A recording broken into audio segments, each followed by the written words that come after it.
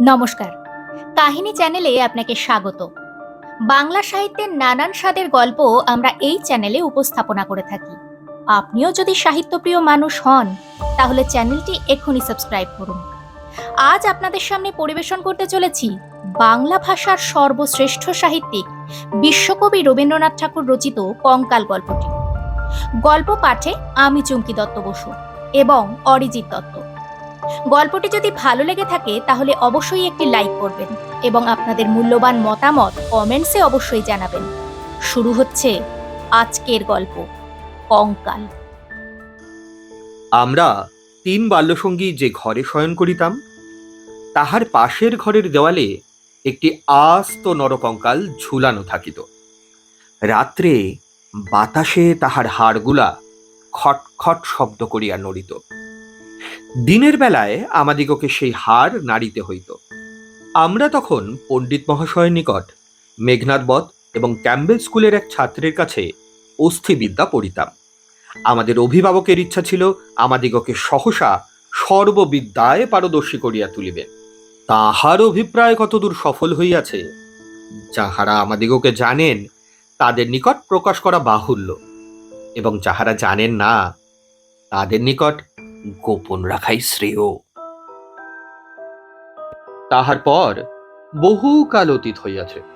ইতিমধ্যে সেই ঘর হইতে কঙ্কাল এবং আমাদের মাথা হইতে অস্থিবিদ্যা কোথায় স্থানান্তরিত হইয়াছে অন্বেষণ করিয়া জানা যায় না। অল্পদিন হইল, একদিন রাত্রে কোনো কারণে অন্যত্র স্থানাভাব হওয়াতে আমাকে সেই ঘরে শয়ন করিতে হয়। অনভ্যাসবশত ঘুম হইতেছে না। এপাশ ওপাশ করিতে করিতে গির্জার ঘড়িতে বড় বড় ঘণ্টাগুলো প্রায় সব কটা বাজিয়া গেল। এমন সময় ঘরের কোণে যে তেলের সেচ বাতিটা জ্বলিতেছিল, সেটা প্রায় মিনিট পাঁচেক ধরিয়া খাইতে খাইতে একেবারে নিভিয়া গেল। ইতিপূর্বেই আমাদের বাড়িতে দুই একটা দুর্ঘটনা ঘটিয়াছে, তাই এই আলো নেবা হইতে সহজেই মৃত্যুর কথা মনে উদয় হইল। মনে হইল এই যে রাত্রে দুই প্রহরে একটি দীপশিখা চিরান্ধকারে মিলাইয়া গেল, প্রকৃতির কাছে ইহাও যেমন, আর মানুষের ছোট ছোট প্রাণশিখা কখনো দিনে কখনো রাত্রে হঠাৎ নিবিয়া বিস্তৃত হইয়া যায়, তাহাও তেমনি। ক্রমে সেই কঙ্কালের কথা মনে পড়িল। তাহার জীবিতকালের বিষয়ে কল্পনা করিতে করিতে সহসা মনে হইল একটি চেতন পদার্থ অন্ধকারে ঘরের দেওয়াল হাতড়াইয়া আমার মশারির চারিদিকে ঘুরিয়া ঘুরিয়া বেড়াইতেছে। তাহার ঘন ঘন নিঃশ্বাসের শব্দ শোনা যাইতেছে। সে যেন কি খুঁজিতেছে, পাইতেছে না, এবং দ্রুততর বেগে ঘরময় প্রদক্ষিণ করিতেছে। নিশ্চয় বুঝিতে পারিলাম সমস্তই আমার নিদ্রাহীন উষ্ণ মস্তিষ্কের কল্পনা, এবং আমারই মাথার মধ্যে বোঁ বোঁ করিয়া যে রক্ত ছুটিতেছে তাহাই দ্রুত পদশব্দের মতো শুনাইতেছে। কিন্তু তবু গা ছমছম করিতে লাগিল। জোর করিয়া এই অকারণ ভয় ভাঙিবার জন্য বলিয়া উঠিলাম, কেও? পদশব্দ আমার মশারির কাছে আসিয়া থামিয়া গেল, এবং একটা উত্তর শুনিতে পাইলাম। আমি। আমার সেই কঙ্কালটা কোথায় গেছে তাই খুঁজিতে আসিয়াছি। আমি ভাবিলাম নিজের কাল্পনিক সৃষ্টির কাছে ভয় দেখানো কিছু নয়। পাশবালিশটা সবলে আঁকড়িয়া ধরিয়া চিরপরিচিতের মতো অতি সহজ সুরে বলিলাম, এই দুপুর রাত্রে বেশ কাজটি বাহির করিয়াছে, তা সে কঙ্কালে এখন তোমার কি আবশ্যক? বলো কি? আমার বুকের হাড় যে তাহারই মধ্যে ছিল। আমার ২৬ বৎসরের যৌবন যে তাহার চারিদিকে বিকশিত হইয়াছিল, একবার দেখিতে ইচ্ছা করে না? আমি তৎক্ষণাৎ বলিলাম, হ্যাঁ, কথাটা সঙ্গত বটে, তা তুমি সন্ধান করোগে যাও, আমি একটু ঘুমাইবার চেষ্টা করি। সে বলিল, তুমি একলা আছো বুঝি? তবে একটু বসি, একটু গল্প করা যাক। ৩৫ বৎসর পূর্বে আমিও মানুষের কাছে বসিয়া মানুষের সঙ্গে গল্প করিতাম। এই ৩৫টা বৎসর আমি কেবল শ্মশানের বাতাসে হু হু শব্দ করিয়া বেড়াইয়াছি। আজ তোমার কাছে বসিয়া আর একবার মানুষের মতো করিয়া গল্প করি। অনুভব করিলাম আমার মশারির কাছে কে বসিল। নিরুপায় দেখিয়া আমি একটু উৎসাহের সহিত বলিলাম, সেই ভালো, যাহাতে মন বেশ প্রফুল্ল হইয়া উঠে, এমন একটা কিছু গল্প বলো।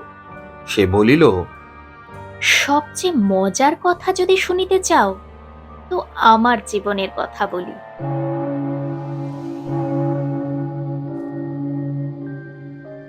গির্জার ঘড়িতে ঢং ঢং করিয়া 2টা বাজিল। যখন মানুষ ছিলাম এবং ছোট ছিলাম, তখন এক ব্যক্তিকে জমের মতো ভয় করিতাম। তিনি আমার স্বামী। মাছকে বঁড়শি দিয়া ধরিলে তাহার যেমন মনে হয়, আমারও সেই রূপ মনে হইত। অর্থাৎ কোন এক সম্পূর্ণ অপরিচিত জীব যেন বঁড়শিতে গাঁথিয়া আমাকে আমার স্নিগ্ধ গভীর জন্ম জলাশয় হইতে টান মারিয়া ছিনিয়া লইয়া যাইতেছে। কিছুতে তাহার হাত হইতে পরিত্রাণ নাই। বিবাহের 2 মাস পরেই আমার স্বামীর মৃত্যু হইল এবং আমার আত্মীয় স্বজনেরা আমার হইয়া অনেক বিলাপ পরিতাপ করিলেন। আমার শ্বশুর অনেকগুলি লক্ষণ মিলাইয়া দেখিয়া শাশুড়িকে কহিলেন, শাস্ত্রে যাহাকে বলে বিষকন্যা, এই মেয়েটি তাই। সে কথা আমার স্পষ্ট মনে আছে। শুনিতেছ? কেমন লাগিতেছে? আমি বলিলাম, বেশ, গল্পের আরম্ভটি বেশ মজার। তবে শোনো। আনন্দে বাপের বাড়ি ফিরিয়া আসিলাম। ক্রমে বয়স বাড়িতে লাগিল। লোকে আমার কাছে লুকাইতে চেষ্টা করিত, কিন্তু আমি নিজে বেশ জানিতাম আমার মতো রূপসী এমন যেখানে সেখানে পাওয়া যায় না। তোমার কি মনে হয়? খুব সম্ভব, কিন্তু আমি তোমাকে কখনো দেখি নাই। দেখো নাই? কেন? আমার সেই কঙ্কাল? আমি ঠাট্টা করিতেছি।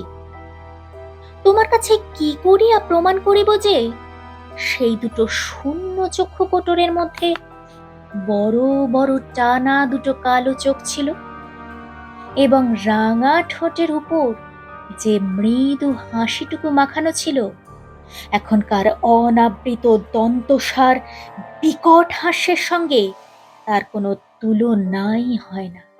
এবং সেই কয়খানা দীর্ঘ শুষ্ক অস্থিখণ্ডের উপর এত লালিত্য, এত লাবণ্য, যৌবনের এত কঠিন কোমল নিটোল পরিপূর্ণতা প্রতিদিন প্রস্ফুটিত হইয়া উঠিতেছিল, তোমাকে তাহা বলিতে গেলে হাসি পায় এবং রাগও ধরে। আমার সেই শরীর হইতে যে অস্থিবিদ্যা শেখা যাইতে পারে, তাহা তখনকার বড় বড় ডাক্তারেরাও বিশ্বাস করিত না। আমি জানি একজন ডাক্তার তাহার কোনো বিশেষ বন্ধুর কাছে আমাকে কনক চাপা বলিয়াছিলেন। তাহার অর্থ এই, পৃথিবীর আর সকল মনুষ্যই অস্থিবিদ্যা এবং শারীরতত্ত্বে দৃষ্টান্তস্থল ছিল, কেবল আমি সৌন্দর্যরূপী ফুলের মতো ছিলাম। কনক চাপার মধ্যে কি একটা কঙ্কাল আছে? আমি যখন চলিতাম তখন আপনি বুঝিতে পারিতাম যে একখণ্ড হীরা নড়াইলে তাহার চারিদিক হইতে যেমন আলো ঝকমক করিয়া উঠিত, আমার দেহের প্রত্যেক গতিতে তেমনি সৌন্দর্যের ভঙ্গি নানা স্বাভাবিক হিল্লোলে চারিদিকে ভাঙিয়া পড়িত। আমি মাঝে মাঝে অনেকক্ষণ ধরিয়া নিজের হাত দুখানি নিজে দেখিতাম। পৃথিবীর সমস্ত উদ্ধত পুরুষের মুখে রাশ লাগাইয়া মধুর ভাবে বাগাইয়া ধরিতে পারে এমন দুখানি হাত। সুভদ্রা যখন অর্জুনকে লইয়া দৃপ্ত ভঙ্গিতে আপনার বিজয়রথ বিস্মিত 3 লোকের মধ্যে দিয়া চালাইয়া লইয়া গিয়াছিলেন, তাহার বোধ করে এইরূপ দুইখানি অস্থূল সুডোল বাহু, আরক্ত করতল এবং লাবণ্য শিখার মতো অঙ্গুলি ছিল। আমার সেই নির্লজ্জ, নিরাবরণ, নিরাভরণ চিরবৃদ্ধ কঙ্কাল তোমার কাছে আমার নামে মিথ্যা সাক্ষ্য দিয়াছে। আমি তখন নিরুপায়, নিরুত্তর ছিলাম। এই জন্য পৃথিবীর সবচেয়ে তোমার উপর আমার বেশি রাগ। ইচ্ছা করে আমার সেই 16 বৎসরের জীবন্ত যৌবন তাপে উত্তপ্ত আরক্তিম রূপখানি একবার তোমার চোখের সামনে দাঁড় করাই, বহুকালের মতো তোমার 2 চক্ষের নিদ্রা ছুটাইয়া দিই, তোমার অস্থিবিদ্যাকে অস্থির করিয়া দেশ ছাড়া করি। আমি বলিলাম, তোমার গা যদি থাকিত তো তোমার গা ছুঁইয়া বলিতাম, সে বিদ্যার লেশ মাত্র আমার মাথায় নাই। আর তোমার সেই ভুবনমোহন পূর্ণ যৌবনের রূপ রজনীর অন্ধকার পটের উপরে জাজ্জল্যমান হইয়া ফুটিয়া উঠিয়াছে। আর অধিক বলিতে হইবে না। আমার কেহ সঙ্গিনী ছিল না। দাদা প্রতিজ্ঞা করিয়াছিলেন বিবাহ করিবেন না। অন্তঃপুরে আমি একা, বাগানের গাছতলায় আমি একা বসিয়া ভাবিতাম সমস্ত পৃথিবী আমাকেই ভালোবাসিতেছে, সমস্ত তারা আমাকে নিরীক্ষণ করিতেছে।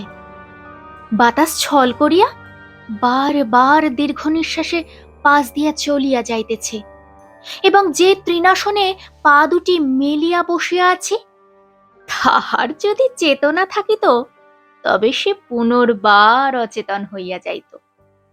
পৃথিবীর সমস্ত যুবা পুরুষ ওই তৃণপুঞ্জরূপে দল বাঁধিয়া নিস্তব্ধে আমার চরণবর্তী হইয়া দাঁড়াইয়াছে। এই রূপ আমি কল্পনা করিতাম। হৃদয়ে অকারণে কেমন বেদনা অনুভব হইত। দাদার বন্ধু শশী শেখর যখন মেডিকেল কলেজ হইতে পাশ হইয়া আসিলেন, তখন তিনি আমাদের বাড়ির ডাক্তার হইলেন। আমি তাহাকে পূর্বে আড়াল হইতে অনেকবার দেখিয়াছি। দাদা অত্যন্ত অদ্ভুত লোক ছিলেন। পৃথিবীটাকে যেন ভালো করিয়া চোখ মেলিয়া দেখিতেন না। সংসারটা যেন তাহার পক্ষে যথেষ্ট ফাঁকা নয়। এই জন্য সরিয়া সরিয়া একেবারে প্রান্তে গিয়া আশ্রয় লইয়াছেন। তাহার বন্ধুর মধ্যে এক শশী শেখর। এজন্য বাহিরের যুবকদের মধ্যে আমি এই শশী শেখরকেই সর্বদা দেখিতাম। এবং যখন আমি সন্ধ্যাকালে পুষ্প তরুতলে সম্রাজ্ঞীর আসন গ্রহণ করিতাম, তখন পৃথিবীর সমস্ত পুরুষ জাতি শশী শেখরের মূর্তি ধরিয়া আমার চরণাগত হইত। শুনিতেছ কি মনে হইতেছে? আমি স্বনিশ্বাসে বলিলাম, মনে হইতেছে শশীশেখর হইয়া জন্মিলে বেশ হইত। আগে সবটা শোনো। একদিন পাতলার দিনে আমার জ্বর হইয়াছে। ডাক্তার দেখিতে আসিয়াছেন। সেই প্রথম দেখা। আমি জানলার দিকে মুখ করিয়াছিলাম। সন্ধ্যার লাল আভাটা পড়িয়া রুগ্ন মুখের বিবর্ণতা যাহাতে দূর হয়। ডাক্তার যখন ঘরে ঢুকিয়াই আমার মুখের দিকে একবার চাহিলেন, তখন আমি মনে মনে ডাক্তার হইয়া কল্পনায় নিজের মুখের দিকে চাহিলাম।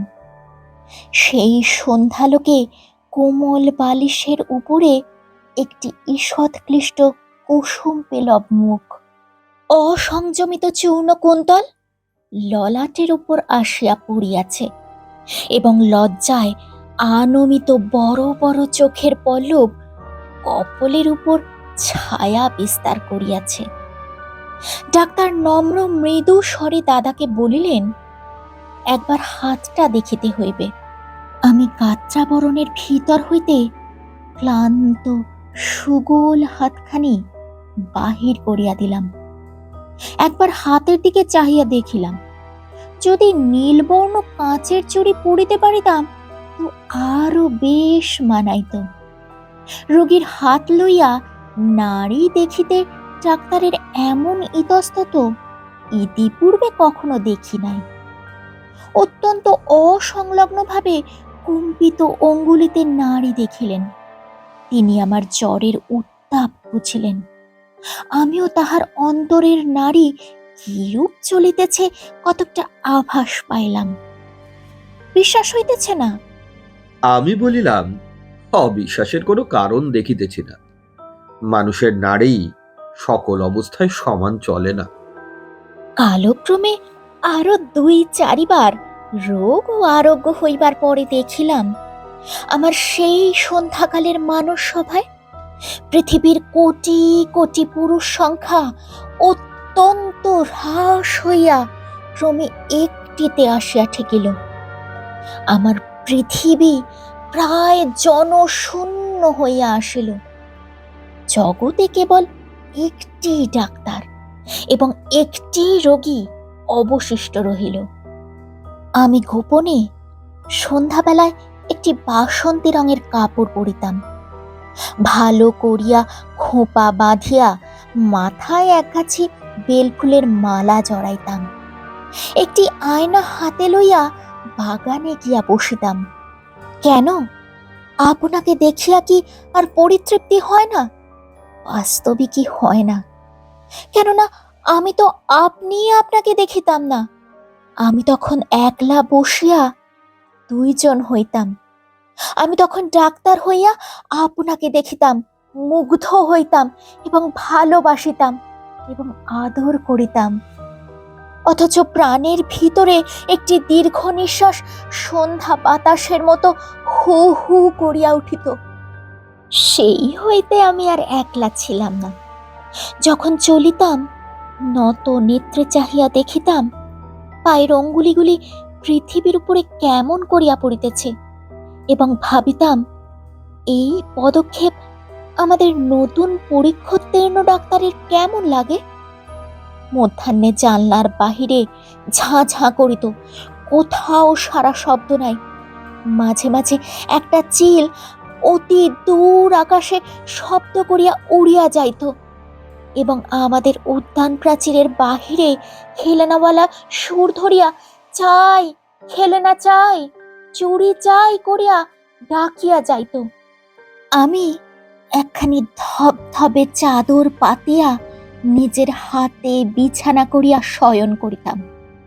একখানি অনাবৃত বাহু কোমল বিছানার উপর যেন অনাদরে মেলিয়া দিয়া ভাবিতাম, এই হাতখানি এমনই ভঙ্গিতে কে যেন দেখিতে পাইল, কে যেন ২খানি হাত দিয়া তুলিয়া লইল, কে যেন ইহার আরক্ত করতলের উপর একটি চুম্বন রাখিয়া দিয়া আবার ধীরে ধীরে ফিরিয়া যাইতেছে।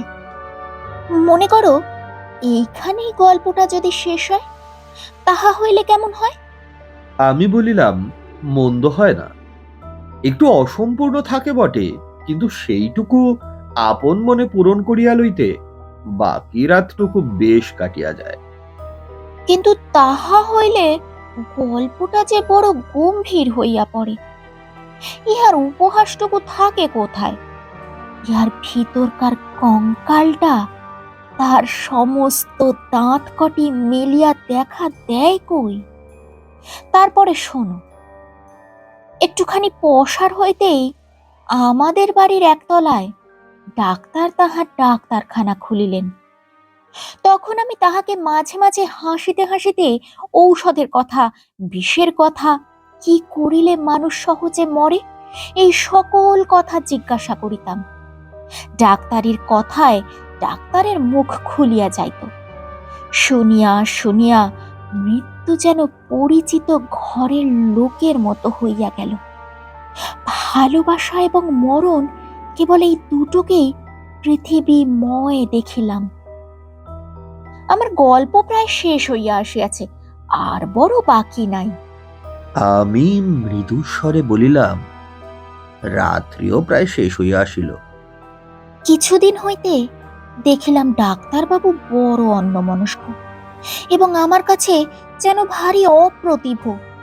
একদিন দেখিলাম তিনি কিছু বেশি রকম সাজসজ্জা করিয়া দাদার কাছে তাহার জুড়ি ধার লইলেন। রাত্রে কোথায় যাইবেন? আমি আর থাকিতে পারিলাম না। দাদার কাছে গিয়া নানা কথার পর জিজ্ঞাসা করিলাম, হ্যাঁ দাদা, ডাক্তারবাবু আর জুড়ি লইয়া কোথায় যাইতেছেন? সংক্ষেপে দাদা বলিলেন, মুড়িতে। আমি বলিলাম, না, সত্য করিয়া বলো না। তিনি পূর্বাপেক্ষা কিঞ্চিৎ খোলসা করিয়া বলিলেন, বিবাহ করিতে। আমি বলিলাম, সত্য নাকি? বলিয়া অনেক হাসিতে লাগিলাম। অল্পে অল্পে শুনিলাম এই বিবাহে ডাক্তার 12,000 টাকা পাইবেন। কিন্তু আমার কাছে এই সংবাদ গোপন করিয়া আমাকে অপমান করবার তাৎপর্য কি? আমি কি তাহার পায়ে ধরিয়া বলিয়াছিলাম যে এমন কাজ করিলে আমি বুক ফাটিয়া মরিব? পুরুষদের বিশ্বাস করিবার জো নাই। পৃথিবীতে আমি একটি মাত্র পুরুষ দেখিয়াছি এবং এক মুহূর্তে সমস্ত জ্ঞান লাভ করিয়াছি। ডাক্তার রোগী দেখিয়া সন্ধ্যার পূর্বে ঘরে আসিলে আমি প্রচুর পরিমাণে হাসিতে হাসিতে বলিলাম, কি ডাক্তার মহাশয়, আজ নাকি আপনার বিবাহ? আমার প্রফুল্লতা দেখিয়া ডাক্তার যে কেবল অপ্রতিভ হইলেন তাহা নহে, ভারী বিমর্ষ হইয়া গেলেন। জিজ্ঞাসা করিলাম, বাজনা পাতো কিছু নাই যে? শুনিয়া তিনি ঈষৎ একটু নিঃশ্বাস ফেলিয়া বলিলেন, বিবাহ ব্যাপারটা কি এতই আনন্দের? শুনিয়া আমি হাসিয়া অস্থির হইয়া গেলাম। এমন কথাও তো কখনো শুনি নাই। আমি বলিলাম, সে হইবে না, বাজনা চাই, আলো চাই। দাদাকে এমনই ব্যস্ত করিয়া তুলিলাম যে দাদা তখনই রীতিমতো উৎসবের আয়োজনে প্রবৃত্ত হইলেন। আমি কেবলই গল্প করিতে লাগিলাম, বধূ ঘরে আসিলে কি হইবে, কি করিব। জিজ্ঞাসা করিলাম, আচ্ছা ডাক্তার মহাশয়, তখনও কি আপনি রোগীর নাড়ি টিপিয়া বেড়াইবেন? যদিও মানুষের, বিশেষত পুরুষের মনটা দৃষ্টিগোচর নয়, তবু আমি শপথ করিয়া বলিতে পারি কথাগুলি ডাক্তারের বুকে শেলের মতো বাজিতেছিল। অনেক রাত্রে লগ্ন। সন্ধ্যাবেলায় ডাক্তার ছাতের উপর বসিয়া দাদার সহিত 2-1 পাত্র মদ খাইতেছিলেন। দুইজনেরই এই অভ্যাসটুকু ছিল। ক্রমে আকাশে চাঁদ উঠিল। আমি হাসিতে হাসিতে আসিয়া বলিলাম, ডাক্তার মহাশয়, ভুলিয়া গেলেন নাকি যাত্রার যে সময় হইয়াছে? এইখানে একটা সামান্য কথা বলা আবশ্যক। ইতিমধ্যে আমি গোপনে ডাক্তারখানায় গিয়া খানিকটা গুঁড়া সংগ্রহ করিয়া আনিয়াছিলাম এবং সেই গুঁড়ার কিয়দ অংশ সুবিধা মতো অলক্ষিতে ডাক্তারের গ্লাসে মিশাইয়া দিয়াছিলাম। কোন গুঁড়া খাইলে মানুষ মরে ডাক্তারের কাছে শিখিয়াছিলাম। ডাক্তার এক চুমুকে গ্লাসটি শেষ করিয়া কিঞ্চিৎ আর্দ্র গদগদ কণ্ঠে আমার মুখের দিকে মর্মান্তিক দৃষ্টিপাত করিয়া বলিলেন, তবে চলিলাম। বাঁশি বাজিতে লাগিল। আমি একটি বারাণসী শাড়ি পরিলাম। যতগুলি গহনা সিন্ধুকে তোলা ছিল সবগুলি বাহির করিয়া পড়িলাম। সিঁথিতে বড় করিয়া সিঁদুর দিলাম। আমার সেই বকুল তলায় বিছানা পাতিলাম। বড় সুন্দর রাত্রি, ফুটফুটে জ্যোৎস্না, সুপ্ত জগতের ক্লান্তি হরণ করিয়া দক্ষিণে বাতাস বহিতেছে। জুঁই আর বেলফুলের গন্ধে সমস্ত বাগান আমোদ করিয়াছে। বাঁশির শব্দ যখন ক্রমে দূরে চলিয়া গেল, জ্যোৎস্না যখন অন্ধকার হইয়া আসিতে লাগিল, এই তরু পল্লব, এই আকাশ এবং আজন্মকালের ঘর দুয়ার লইয়া পৃথিবী যখন আমার চারিদিক হইতে মায়ার মতো মিলাইয়া যাইতে লাগিল, তখন আমি নেত্র নিমীলন করিয়া হাসিলাম। ইচ্ছা ছিল যখন লোকে আসিয়া আমাকে দেখিবে, তখন এই হাসিটুকু যেন রঙিন নেশার মতো আমার ঠোঁটের কাছে লাগিয়া থাকে। ইচ্ছা ছিল যখন আমার অনন্ত রাত্রির বাসর ঘরে ধীরে ধীরে প্রবেশ করিব, তখন এই হাসিটুকু এখান হইতেই মুখে করিয়া লইয়া যাইব। কোথায় সে বাসর ঘর? আমার সে বিবাহের বেশ কোথায়? নিজের ভিতর হইতে একটা খট খট শব্দে জাগিয়া দেখিলাম আমাকে লইয়া তিনটি বালক অস্থিবিদ্যা শিখিতেছে। বুকের যেখানে সুখ দুঃখ ধুক ধুক করিত এবং যৌবনের পাপড়ি প্রতিদিন একটি একটি করিয়া প্রস্ফুটিত হইত, সেইখানে মিত্র নির্দেশ করিয়া কোন অস্থির কি নাম মাস্টার শিখাইতেছে। আর সেই যে অন্তিম হাসিটুকু ওষ্ঠের কাছে ফুটাইয়া তুলিয়াছিলাম, তাহার কোনো চিহ্ন দেখিতে পাইয়াছিলে কি? গল্পটা কেমন লাগিল? আমি বলিলাম, গল্পটি বেশ প্রফুল্লকর।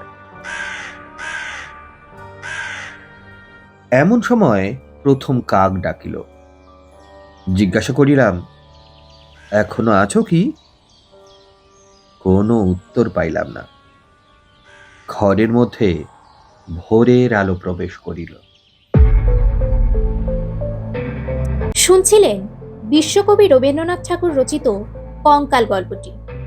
গল্পটি যদি আপনাদের ভালো লেগে থাকে এবং এই ধরনের আরও নতুন নতুন গল্প শুনতে কাহিনী চ্যানেলটি সাবস্ক্রাইব করতে ভুলবেন না। আর লাইক, শেয়ার ও কমেন্টস অবশ্যই করবেন। ধন্যবাদ।